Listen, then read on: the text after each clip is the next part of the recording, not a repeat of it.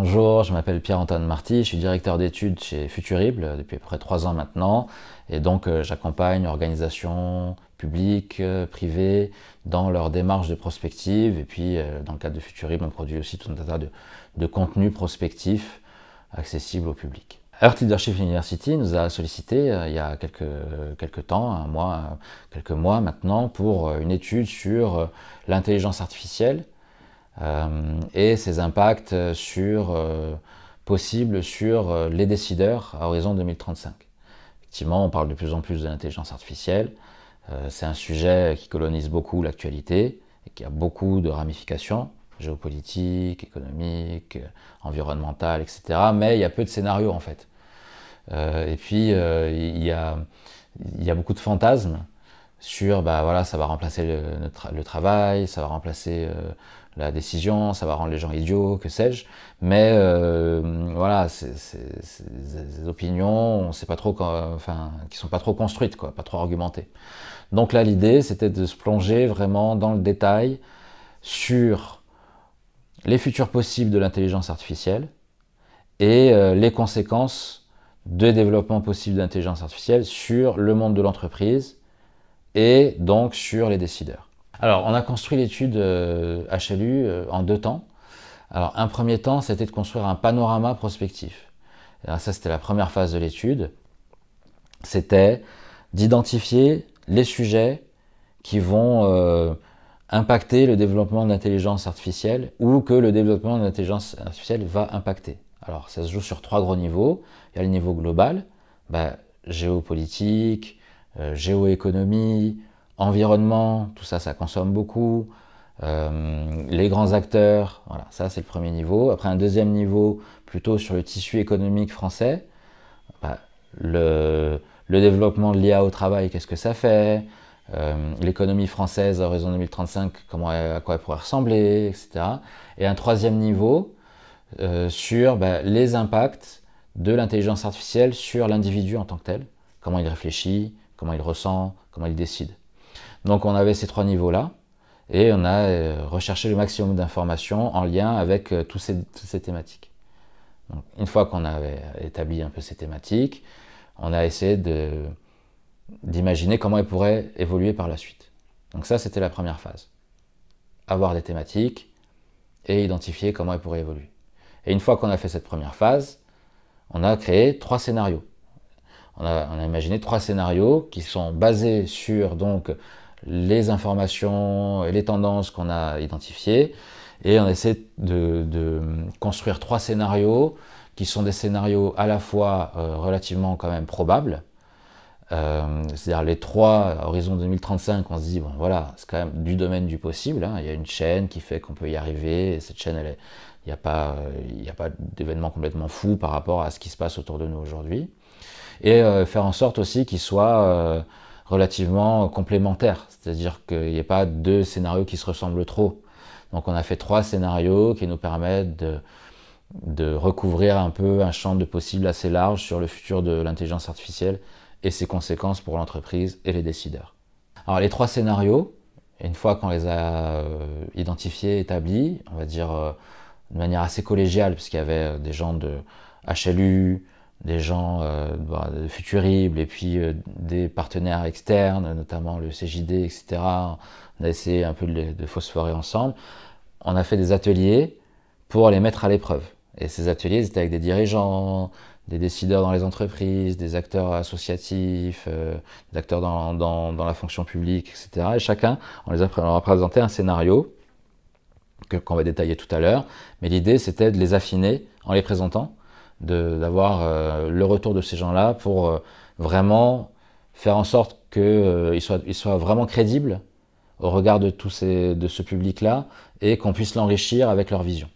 Voilà. Pourquoi c'est important pour un décideur de se projeter dans le futur de l'intelligence artificielle? Alors déjà, c'est important de se projeter dans le présent de l'intelligence artificielle pour un décideur, parce qu'on voit que c'est un sujet dont tout le monde parle, c'est un sujet qui a beaucoup d'impact sur la manière dont on travaille, a priori, en tout cas qui peut avoir beaucoup d'impact.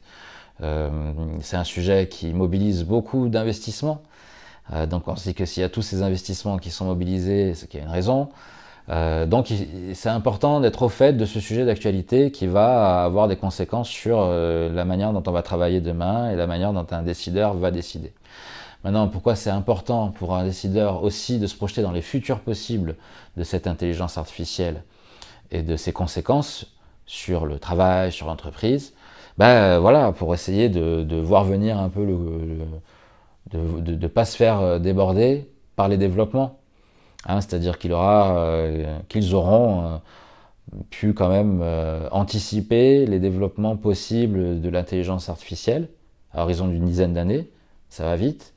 Ils n'auront pas le temps de se pencher eux en détail sur tout ça, donc nous on va essayer de proposer des scénarios quand même accessibles, d'identifier les enjeux, qui puissent identifier les grands enjeux rapidement, et sur cette base, d'essayer de s'orienter sur quelle place ils veulent donner à l'IA, au-delà de quelle place ils veulent donner à l'IA, comment ils veulent l'utiliser, pourquoi, et dans quel contexte il serait possible qu'ils l'utilisent. Donc voilà, pour eux, ça permet de donner un peu des grilles de projection pour pas être dans le suivisme, quoi, et d'avoir un peu de recul, de hauteur, et de voir quelques horizons possibles pour mieux se situer. Alors, nous avons imaginé 3 scénarios. Alors, je pense qu'on aurait pu en imaginer plus, évidemment.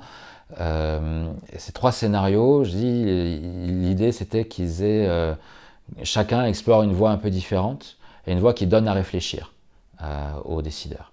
Alors, on a un premier scénario qui est un peu le scénario, comme je disais, tendanciel. Enfin, qui était tendanciel au moment où on l'a élaboré, mais les choses vont vite.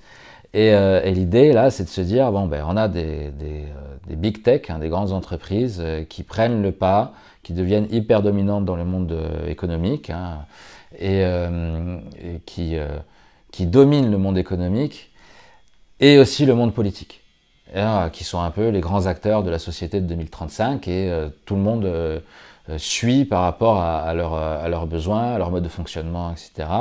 Et dans ce scénario-là, les pouvoirs publics sont amenuisés, et c'est le cas notamment en Europe, et c'est le cas en France. Dans ce scénario-là, on a des grandes entreprises qui arrivent un peu à suivre le rythme, mais des plus petites entreprises qui sont un peu plus larguées. Et on a aussi une polarisation sociale, parce que on voit que peut-être que si on laisse faire un peu les big tech sans accompagnement, c'est pas sûr que les choses se passent de manière très harmonieuse ou très accompagnée. Donc ça, c'est le premier scénario, c'est la prédominance, la montée en hyperpuissance des big tech américains dans les pays occidentaux et les conséquences que ça peut avoir sur la société et sur les entreprises françaises. Ça, c'est le premier scénario. Ensuite, on a un deuxième scénario.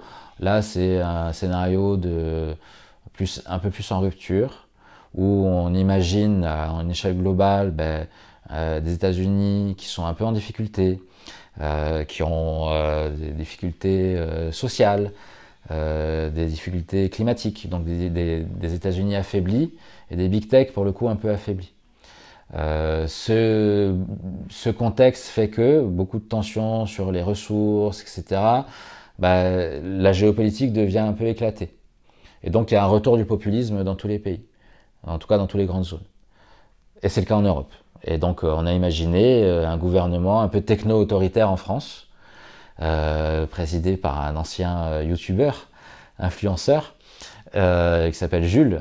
Vous avez l'occasion de découvrir le scénario.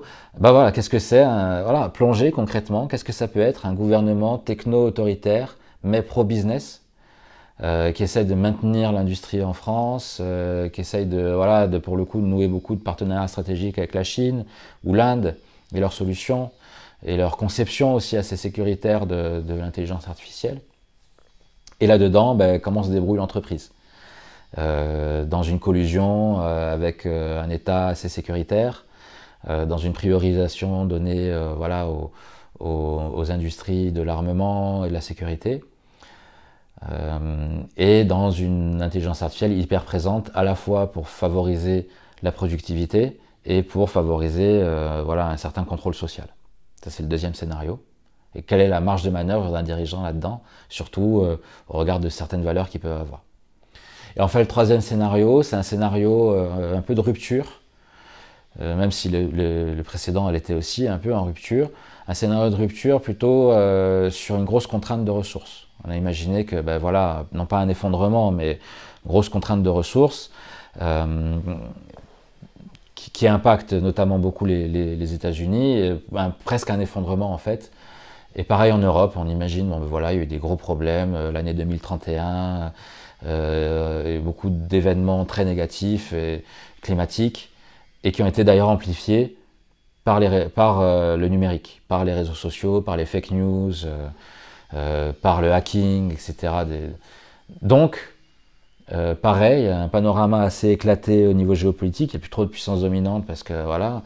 Et en Europe, une Europe qui s'engage dans une politique assez volontariste de transition énergétique, climatique, et qui a aussi une politique du numérique. Et cette politique du numérique, c'est souverain, sobre et simple. Donc on utilise beaucoup moins le numérique dans 10 ans qu'aujourd'hui. Alors c'est quoi une autre voilà, de toute façon on a moins les ressources pour ça. Alors c'est quoi les enjeux en termes de désorganisation des entreprises? C'est quoi les enjeux de dénumériser les entreprises tout en ayant toujours quand même de l'intelligence artificielle? Et vers quoi ou comment le tissu économique se réoriente? Donc ça c'est le troisième scénario qui est aussi intéressant pour un décideur à envisager. Effectivement le futur de l'IA ça peut être aussi moins d'intelligence artificielle et utilisé différemment. Alors, on a fait 3 ateliers, et à chaque fois, à chaque atelier, on a présenté un scénario. Donc, un scénario par atelier, et même si à la fin, à chaque fois, on présentait aussi les 2 autres scénarios aux membres du groupe. Et qui venaient à ces groupes, c'était des entrepreneurs, des décideurs, je dis des gens qui travaillent dans des entreprises, parfois dans des postes d'innovation, aussi dans des organisations publiques. Globalement, pour les 3 scénarios, on est toujours sur des perspectives. Ils ont toujours jugé que c'était des trajectoires probables. Ils ont toujours jugé que c'était intéressant pour eux de se projeter là-dedans, parce que ça leur donnait une vision assez concrète de vers où on peut aller et quelles seraient les conséquences pour eux. Globalement, c'est vrai que c'était pas des scénarios, on n'a pas opté pour faire des scénarios très positifs. Alors, ils ont noté que c'était des scénarios qui étaient qui était interpellant par rapport à ça, mais on l'a aussi un peu fait exprès, parce que l'idée c'était de faire réagir et de faire prendre conscience aux dirigeants des enjeux. Et ils se sont tous prêtés au jeu, ils se sont tous prêtés au jeu de se projeter dans ce monde-là et de voir ses implications, et ça leur a apporté aussi de se dire, ok, pour le coup, moi, qu'est-ce que je ferais là-dedans, comment j'évoluerais, moi, mon entreprise, dans un contexte comme ça. Et puis éventuellement dans les 2 autres qu'on leur a présentés, ça leur a fait favoriser, on va dire, une prise de conscience des enjeux. C'est déjà beaucoup. Ouais. Pour moi, les entreprises sont très sensibles à la prospective, à la nécessité de se projeter dans le futur. Je pense qu'il n'y a pas un seul dirigeant qui va vous dire qu'il n'est pas curieux de savoir ce qui peut se passer demain.